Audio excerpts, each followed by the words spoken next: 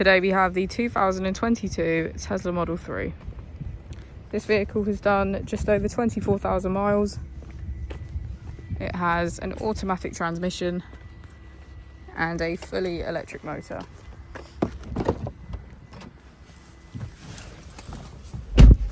On our user interface, we're met with an overview of the vehicle.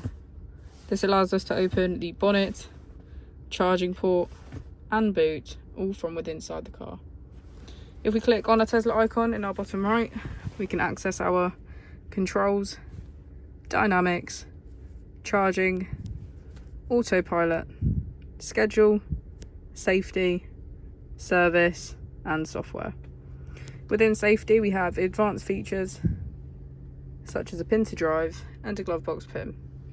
If we go back into software and click on additional vehicle information, we can get a deeper analysis of the vehicle spec.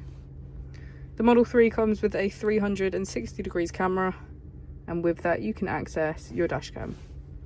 If we press here, we can access our climate control with heated seats on either side, a heated steering wheel and heated windscreen. As we go into the back of the vehicle, we can see that it has a full leather black interior and get a good view of our panoramic roof.